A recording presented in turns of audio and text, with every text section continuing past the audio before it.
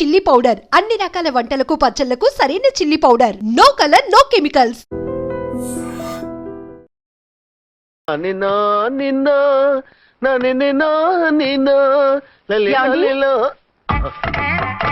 నా మాట వినకుండా వెళ్ళారు. ఇప్పుడు చూడండి ఎంత బాధపడుతున్నారో. లేవండి. లేస్తే పడుకోలేను. నేను పడుకోబెడతానుగా. లేవండి, జ్యూస్ తాగుదురు గాని. ఇప్పటికి 6 సార్లు తాగాను, ఇంకా నా వల్ల కాదు. అలా అనకండి, భోజనం లేదుగా, నీరసం వస్తుంది. పట్టండి. అయ్యో వద్దండి వద్దండి. అండినా? అండి అన్నానండి, అనే ఉంటానండి. ఈ బాంబులు తాకిడికి ఎవరితో ఏం మాట్లాడుతున్నానో అర్థం కావట్లేదండి బాబోయ్. మీ మాటలో కూడా తేడా వచ్చింది. అదండి బాంబింగ్ ఎఫెక్ట్ అండి. మూతి పగిలి 4 ఖర్చుకున్నాను. అయ్యో, మీకేదైనా అయితే నాకు దిక్కెవరు? ఆయన ఇంకెవరు? ఆయన ఎవరు? ఆయనంటే దేవుడు. దేవుడు. సర్లే, పట్టండి. ఏంటలా వణుకుతున్నారు? పైనుంచి కిందకి ఎర్తవుతుంటే వణకుండా ఎలా ఉంటాను? నాకు అసలే సహనం తక్కువ. కాస్త దూరంగా ఉండండి. సారీ అండి. ఇంతటి దానికి సారీ ఎందుకండి? సారీ మార్చుకుని వస్తాను. ఉండండి.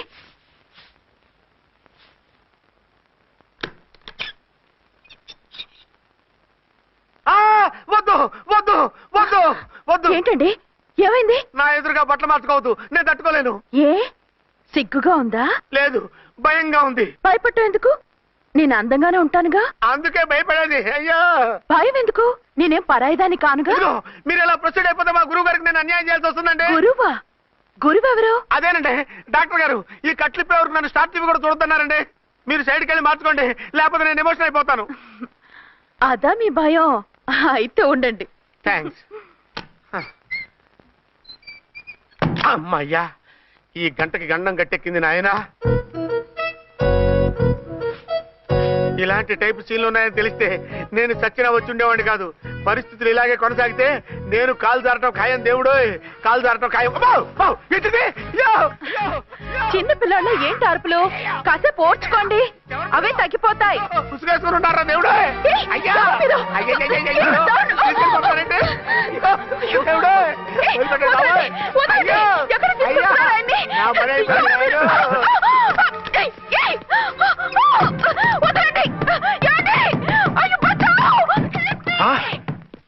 ఏంటో కేకలు?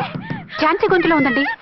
ఓరి నాయనో, ఆ దరిద్రుడు ఝాన్సీని చూసి అటెంప్ట్ ఏమైనా చేసేస్తున్నాడేమో.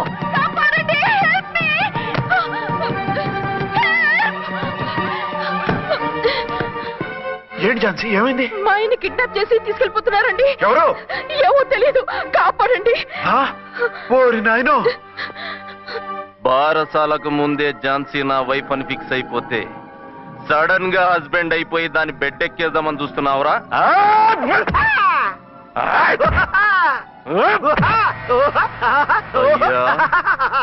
నేనింత సీరియస్ గా కొడుతుంటే వీడు కామెడీ లెక్క నవ్వుతుండేంది? ఈడి ఏడిపే ఇలా లాఫింగ్ టైప్ లో ఉంటదేమో. ఇంకో 2 రౌండ్లు వేసుకోరా బాబు.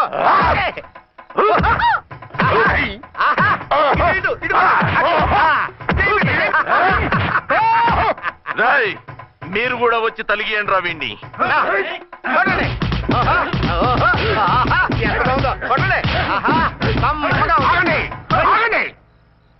ఈడు ఎందుకు ఏడవకుండా నవ్వుతున్నాడో నాకు ఇప్పుడు అర్థమైంది. ఎందుకు? డల్ల పరుపు మందాన బ్యాండేజ్ చుట్టుంటే దెబ్బ ఎలా తగులుతుంది? గదా సంగతి.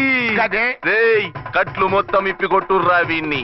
వద్దు వద్దు, కట్లు మాత్రం ఇప్పొద్దు. ఏ, లోపట బట్టలు లేవా? డ్రాయర్ కూడా లేదు. ఏం పర్లేదు, మేము మగాళివే కదా. ఇప్పండి రా. వద్దు వద్దు బాబాయ్, కట్లిపోతున్నారు బాబాయ్. బాబా, ఏంటిది? రక్షించండి సార్, నన్ను రక్షించండి సార్.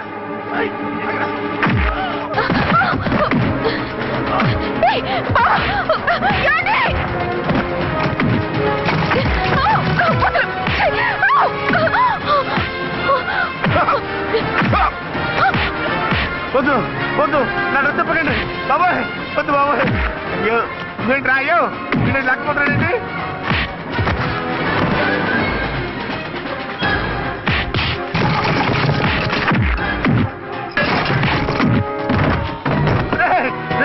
నాకంటే రా, ధర్మం చేస్తావు రే.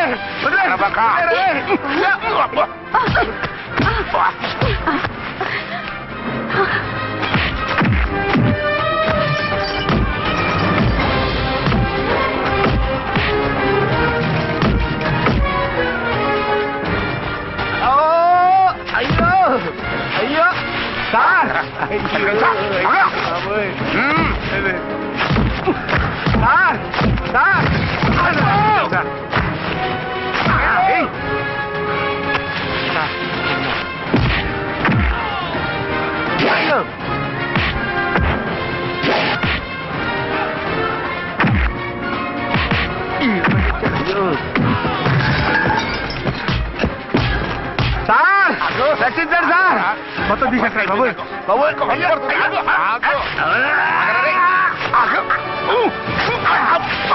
మళ్ళీ స్లిప్ అయిపోయి ఉంటారు నాయన. సార్ సార్ రక్షించండి సార్ సార్ రక్షించండి సార్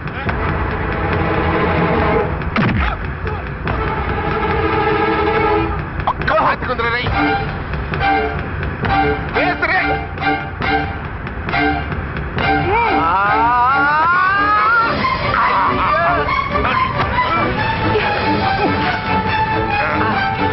గుర్తులు చచ్చిపోతాను అయ్యా కాపాడండి సార్ సార్ త్వరగా రండి సార్ రండి సార్ అయ్యా అయ్యా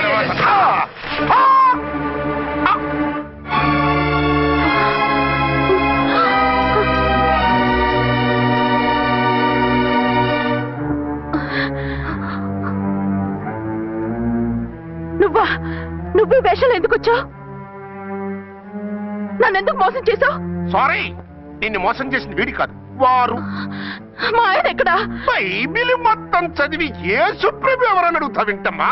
ఎంతకాలం నీ కొమ్మగుడు ఉన్నారనుకుని తెగ మురిసిపోయారు. కానీ మీరు కట్టుకున్నది పంచుకున్నది ఒకే ఒక మొగుణ్ణి, వారే వీరు.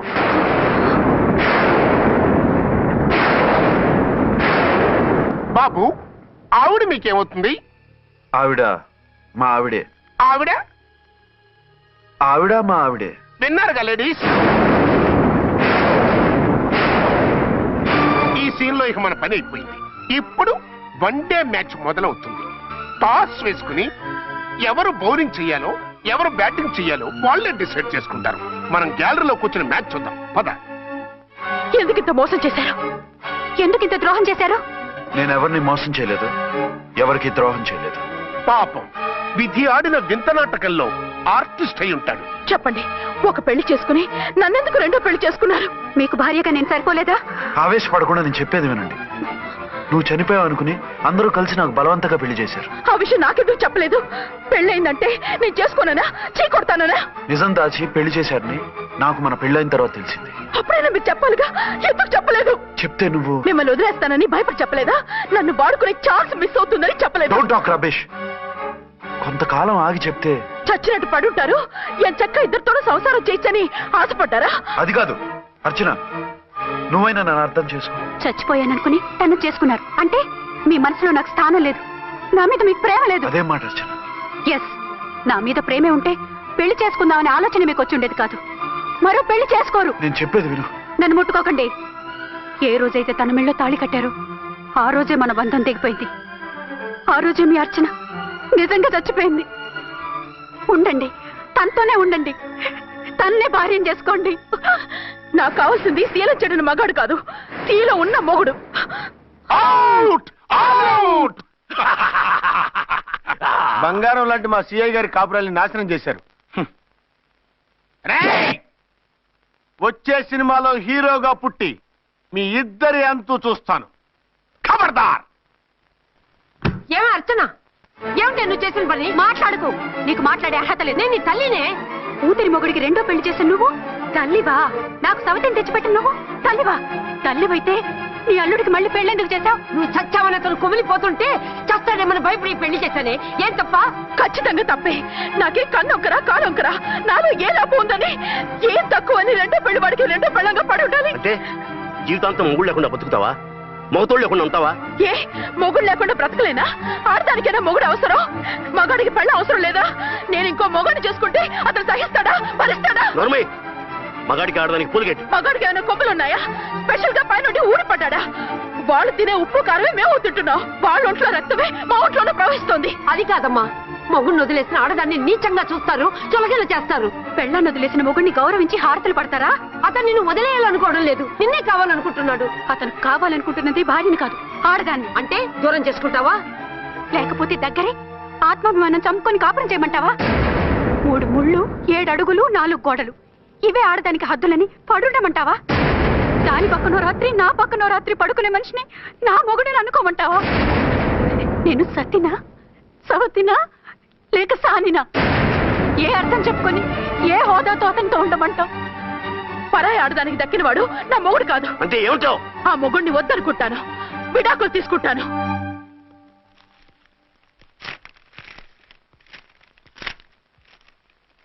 ఏమిట్రాది? లాయర్ నోటీసులు. లాయర్ నోటీసులు ఎవరు పంపారు? నీ కోడళ్ళు. దేనికి? వాళ్ళకి విడాకులు కావాలంట. నువ్వెందుకురా బాధపడతావు?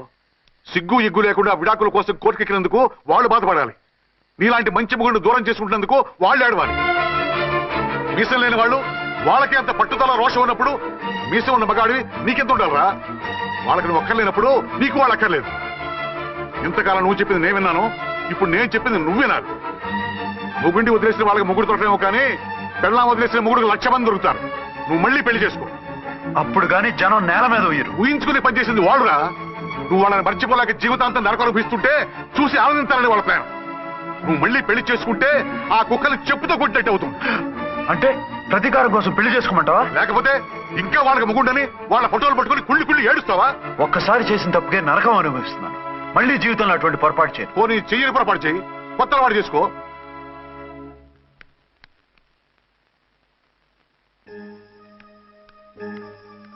ఇదిగో నాలాగా తాగుడు అలవాటు చేసుకో. బాధల్ని బాధ్యతల్ని మర్చిపో. పెళ్ళాలు వదిలేసిన మొగుడని అవమానం పడే కంటే గౌరవంగా తాగుబోతు అనిపించుకో. అలాగే తండ్రిగా ఆనందిస్తాను. తీసుకో.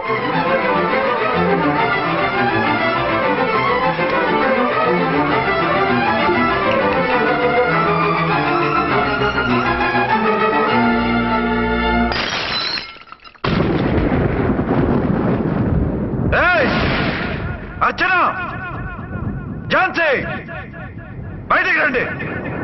రండి.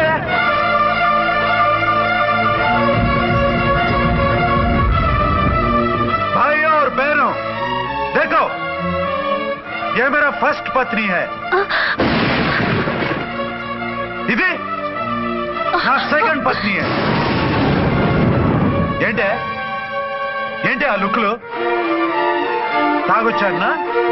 నేను తాగలేదే, మీరే తాగించారు. తెగేదాకా తెచ్చారు, తాగేదాకా తీసుకొచ్చారు. నాకు విడాకులు ఇస్తారు. మనది పెళ్ళా పేకాట? ఆడినంతసేపు ఆడి మధ్యలో మిడిల్ డ్రాప్ చేయడానికి. అసలు నేను మీకేం ద్రోహం చేశాను? నువ్వు తిరిగి రాగానే on the spot first night cancel చేసుకుని నీ దగ్గర పరిగెత్తు రావడవా? ఇంకో మగాడు ఎవడైనా అయితే అలా వచ్చేస్తాడా? చెప్పను. ఛాలెంజ్. నువ్వు చచ్చావనుకుని పిచ్చి వెదవలా తయారయ్యాను. కళ్ళు పూసుకుంటే కళ్ళలోకి వస్తున్నావని కంటికి నిద్ర లేకుండా కడుపుకి తిండి లేకుండా గడిపాను. చచ్చి నీ దగ్గరికి వద్దాం అనుకున్నాను. కానీ నా కన్న తల్లిని మర్చిపోలేక తాగుడికి అలవాటు పడ్డ మా నాన్న నా జీవితంలో నీ జీవితం కాకూడదురా, భార్య లేని లోటేంటో నేను చవి చూశాను, మళ్ళీ పెళ్లి చేసుకోరా అని బలవంతం చేస్తే చచ్చి కన్న తండ్రిని ఏడిపించలేక బతికి దీన్ని పెళ్లి చేసుకున్నానే తప్ప దీని రంగు పొంగు చూసి వెర్రెత్తి కాదు. అది నేరమా? పాపమా? ఏమే ఈ ఏటి మేటి సౌత్ ఇండియన్ పతివ్రత, నీ సంగతి ఏమిటే? సెకండ్ హ్యాండ్ మొగుడు దొరికాయండి షేక్ అయిపోతున్నావా? ఇంతకు ముందు నేను ఎప్పుడైనా తాగానా? నేను తాకానా? కామం కళ్ళకెక్కి నీతో మంచం ఎక్కానా? మజా చేశానా? పెళ్ళైన తర్వాత కూడా నిన్ను పతివ్రతలా బతకనిచ్చాను కదే. నేనే దుర్మార్గుడిని అయితే, ఆడదాన్ని అవసరంతో ఏడ్చేవాడిని అయితే, ఎప్పుడో నిన్ను చెడిపోయేదాకా చెడగొట్టేవాడిని. కానీ ఎందుకు అలా చేయలేదు? ఎందుకు నీది తప్పలేదు? భార్యగా అర్చన నాలో బతికుంది కాబట్టి. నిజం చెప్పలేదు అని చెప్పుకోవాల్సిన మేకలా గించుకుంటున్నావు. ఎందుకు చెప్పలేదో తెలుసా?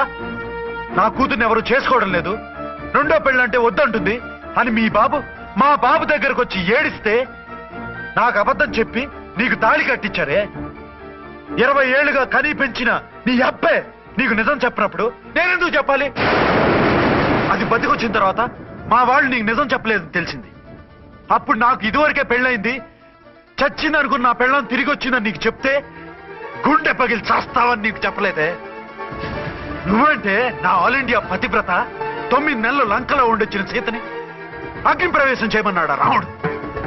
ఎవడో వెదవకూత కుషాడిని కడుపుతో ఉన్న తన పెళ్ళాన్ని అడవిలోకి పంపించాడు అదే రాముడు, నీ ఫేవరెట్ గాడ్. నువ్వు అడ్రస్ లేకుండా 25 నెలలు ఎక్కడికో పోతే ఎక్కడున్నావు? ఏం చేశావు? ఎవరితో ఉన్నావు? అని అడిగారా? లేదు. అనుమానించానా? లేదు. వాయ్? భార్య అంటే ప్రేమ, భార్య అంటే నమ్మకం, భార్య అంటే విశ్వాసం. ఆ రాముడు గ్రేటా, నీ మొగుడు గ్రేటా? చెప్పవే, చెప్పు. ఆ రాముడిని దేవుణ్ణి చేసి గుళ్ళో కూర్చోబెడితే నన్ను రాయించేసి రోడ్డు మీదకి విసిరేస్తావా? పేరుకు పెళ్ళానివే గాని నిన్ను అమ్మకన్నా ఎక్కువగా ప్రేమించానే. నువ్వు కనీసం ఆ బిడ్డకిచ్చే విలువ కూడా ఇవ్వలేదు కదే తల్లి. ఇద్దరు భార్యలకి న్యాయం ఎలా చేయాలో తెలియక కుమిలిపోయా. మీ ఇద్దరికి నిజం తెలిస్తే ఏమైపోతారో అని భయపడ్డాను. మీ కంట్లో నీళ్లు రాకూడదని మీరిద్దరూ ఏడవలసిన ఏడుపు నేనేడ్చానే. ఇంత చేస్తే మీరు నాకు విడాకులు ఇస్తారా? అసలు మీరిద్దరు పొజిషన్లోకి రండి, రండి. నన్ను వద్దని మీరిద్దరు వదిలేస్తే వచ్చి మీ కాళ్ళ మీద పడతారనుకున్నారా? నెవర్. అవును, నన్ను వద్దనుకున్నప్పుడు నేను కట్టిన ఆ మంగళసూత్రాలు మాత్రం ఎందుకు? సేఫ్టీగా వాటిని అలాగే ఉంచుకుని మాజీ భార్యలుగా హ్యాపీగా బతుకుదాం అనుకుంటున్నారా? నో, మీకు ఆ ఛాన్స్ ఇవ్వను. తాళి ఉన్న పెళ్ళాలుగా కాదు, తాళి తెగిన భార్యల్లా, మొగుడు చచ్చిన విధవల్లా మీరు తెల్ల చీరలు కట్టుకునేట్టు చేస్తాను. విడాకులు ఇవ్వకుండా మిమ్మల్ని విడోలు చేస్తాను. జీవితాంతం కుళ్ళి కుళ్ళి కుళ్ళి ఏడ్చేలా చేస్తాను. బాయ్. ఆగండి. ఏ, నేను చావడం కూడా నీకు ఇష్టం లేదా? మీరు బతకాలి, నిండు నూరేళ్లు సుఖంగా జీవించాలి. మీ మీద ప్రేమ లేక కాదు, మీరంటే ఏంటో తెలియక కాదు. నా వల్ల మీకు ఝాన్సీకి అన్యాయం జరగకూడదని నేను మిమ్మల్ని అనుమానించాను, అవమానించాను. మీకు దూరం కావాలనుకున్నాను, విడాకులు కోరుకున్నాను. నేను మీకు భార్యనయ్యాను, మీ బిడ్డకు తల్లినయ్యాను. కొంతైనా మీతో జీవితాన్ని తృప్తిగా అనుభవించాను. కానీ ఝాన్సీ ఒక్క పసుపుతాడు తప్ప భార్యగా ఏమీ పొందలేదు. భార్యగా మీ జీవితంలో తనకి చోటివ్వండి. లేదక్క, అలా చేస్తే నువ్వు భర్తనే కాదు, బాబుకి తండ్రిని కూడా దూరం చేసిన దానివి అవుతావు. ఆయన మనస్ఫూర్తిగా ఇష్టపడి చేసుకుంది నిన్ను, ప్రేమించింది నిన్ను. ఆయన మనసులో నీకు తప్ప నాకు స్థానం లేదు. నువ్వు బలవంతంగా నన్ను భార్యని చేసినా మనిషిని సొంతం చేసుకోగలను గాని మనసును పంచుకోలేను. ఆ భార్య స్థానం ఎప్పటికీ నీదే. ఒకరి మీద ఒకరు ఇంత ప్రేమను పెట్టుకొని ఒకరి గురించి ఒకరు ఆలోచించి మీ జీవితాలని పాడు చేసుకోకండి. అక్క చెల్లెళ్ళలాగా కలిసిమెలిసి అతను సుఖపెట్టి మీరు సుఖంగా ఉండండి. క్షమించండి, నాకు భార్య అర్చనే కానీ ఝాన్సీ కాలేదు. అవునా? ఆయన ఎప్పటికీ శ్రీరామచంద్రుడిలాగానే ఉండాలి. ఆ రాముడికి సీత ఒక్కటే, ఆ సీత అక్కే. మరి నీ బతుకు? నేను మళ్ళీ పెళ్లి చేసుకుంటాను. నా గురించి ఆలోచించకుండా మీరిద్దరూ సుఖంగా సంతోషంగా ఉండండి. ఈ రోజు నుంచి ఆవిడే మీ ఆవిడ.